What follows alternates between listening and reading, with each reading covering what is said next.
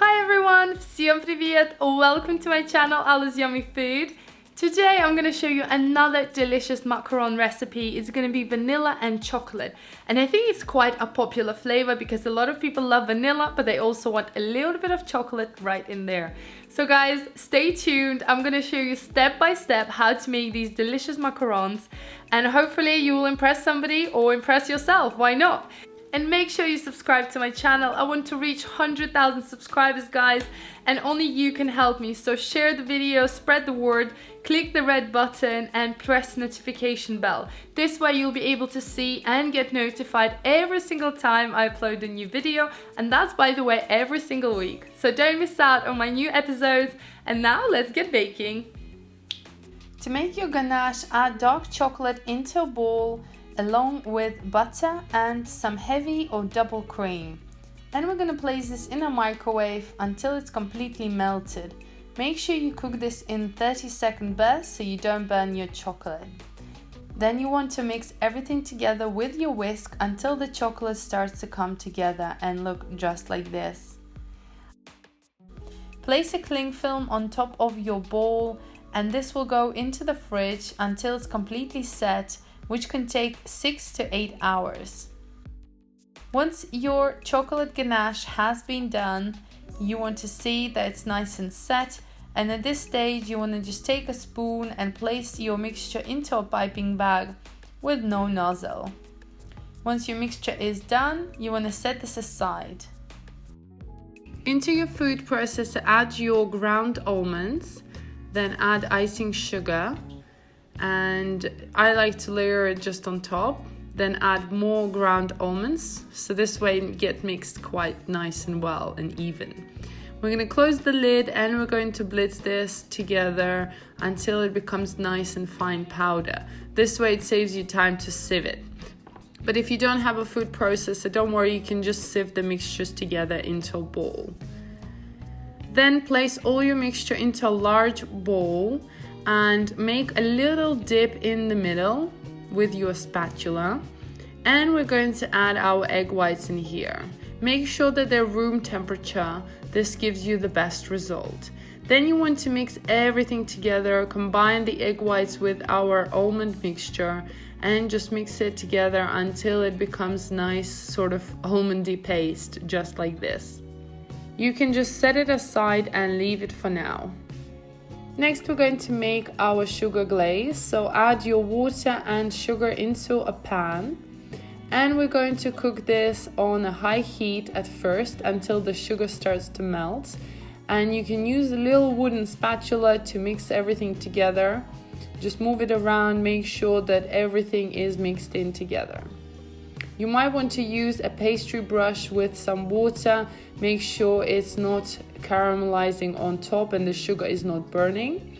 And then I'm placing a thermometer or sugar thermometer, whatever you have in your kitchen, just to keep an eye on the temperature.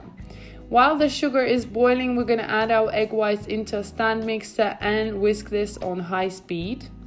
When the syrup reaches 115 degrees Celsius and your egg whites start to get a little frothy, we then want to cook the syrup until it reaches 118 degrees and pour it over the egg whites in a slow and steady stream. You're going to whisk this for about 7 minutes until you start to see stiff peaks. Then you want to stop the mix to scrape down and then whisk for extra couple of minutes. And then when you can turn the bowl over, to add vanilla extract, then the meringue doesn't fall out, in the middle, you reach and then the whisk again peaks. And then once it's incorporated, it should be done and ready. Next, grab your spatula full of the meringue and fold it into the almond sugar mixture, and you want to mix it until it's well combined. This actually allows the mixture to thin out a little bit before you add the rest of the mixture and doesn't get out all the air. Fold everything together by going around the bowl with a spatula and then through the middle. Continue folding until the batter gets thin enough that it drips off the spatula and falls into a ribbon. It should take about 10 seconds for the ribbon to disappear into the rest of the batter. That is when you know that the batter is ready to pipe. And that's when you want to pipe it into a piping bag with a round tip.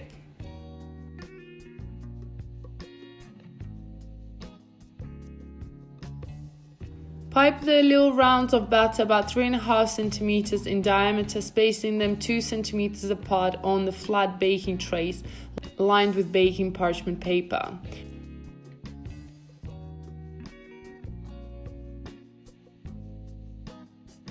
You want to gently tap the tray on a work surface a couple of times so there are no bubbles. Then leave to stand for at least 30 minutes until a skin forms on the shelves. They shouldn't be sticky when you touch them. Then you want to preheat your oven to 150 degrees Celsius or 300 Fahrenheit and bake them for about 23 minutes. Times of baking might vary depending on your oven, so completely a lot of trials.